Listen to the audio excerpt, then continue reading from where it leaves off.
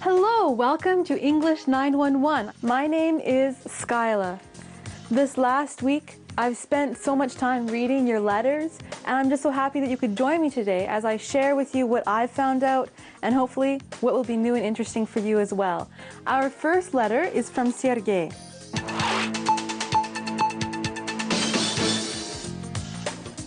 Now, Sergey has a question that I actually asked my own teacher when I was in school. How do you tell when C should be like an S or when it should be like a K? Or the same with G. How do you tell when it should be like G, right? A hard G, or like a J? Let's just erase. There we go. Okay, you know, I asked my teacher the same thing, and what she told me is that the easiest way is if you have C or G, and after them you have E, I, or Y, it will be soft. So C, E, for example, let me think of a word. Circle, let's go with circle, C-I, right? We have it like an S, right? Because C-I, you have the Y, the I after the C. Or you have G, you can have G, E, you know, gem, or you have gym. So that's when they are soft. However, like everything in English, we have borrowed a couple of words, and so those are some of our exceptions. For example, words that are from German quite often, for example, girl, we have the hard G, or you have like proper names from Hebrew, such as Gideon. No, just a couple little exceptions that you'll have to memorize, but for the greater part, if there's an E, an I, or a Y after a C or after a G, it will be soft. It will sound like S and it will sound like J. Okay, so hopefully that's all understandable, and if not, just remember, write me back. I'm always ready and waiting to hear your questions. On to our next question, which is from Nadia.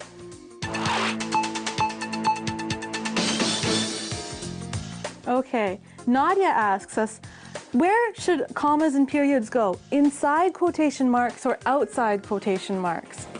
Okay, up until recently, there was a big discussion about this. Like, should you write it like this or should you write it like this? Okay, here's our line. I just can't write very straight. Okay, however, according to the Modern Language Association, which is a book including all of the rules for English language. It's a wonderful book. I used it all the time in university. You should write period or a comma, either one, and then quotation marks. There is one exception. For example, you are quoting something in an essay. You are writing, as Dr. Holmes said, you know, blah, blah, blah, and then you go like this, and you want to put the page, like say it's from page 25 of the book, right? So you'll write Holmes, blah, blah, 25, parentheses, and then period. That's the only time you put the period outside of a quotation mark. Otherwise, you always put it inside. Period, comma, everything inside a quotation mark, okay? So remember, inside.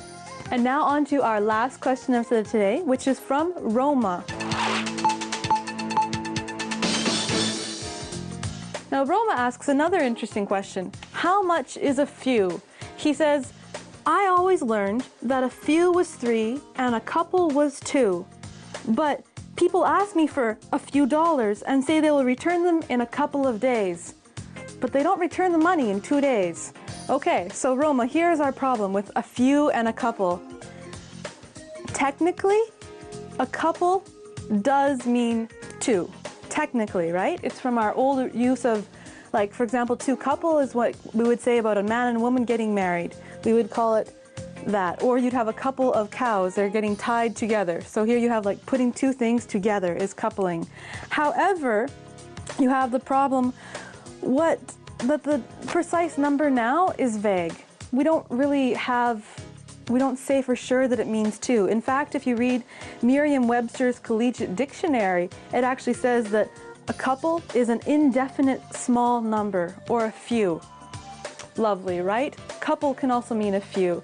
So for example, when he says, I'll return it to you in a couple days, he means, well, in an indefinite amount of time, I will return the money to you.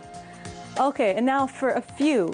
Okay, a few, if you have a few or some few, it actually means the opposite of none at all. So when he asks you for some money or a few dollars, he means the opposite of none at all. So something. Can you lend me something, right? However, if you just have few without a or without some, it means actually the opposite of many. Okay? So let's remember that, okay? If there's no some or no a, it means the opposite of many. Whereas if you have a few, here, a few or some few, it means the opposite of none at all. Okay? So you can always have it means a little, or the opposite of many, also a little. It basically means a little. So here you have a little money. Can you lend me a little money? But again, there's no actual definite answer because couple and a few are both indefinite amounts. We use them to mean a couple, you know, maybe 3, maybe 4. We just don't want to say, I'll return their money to you in, well, you know, maybe 4 days, maybe 7, maybe 20. We just say, I'll return it in a couple of days, okay? It makes us feel better. Okay, so that's all for today. Thank you so much for listening, and I'm hoping to see you in a couple days. Okay, see you next time. Goodbye.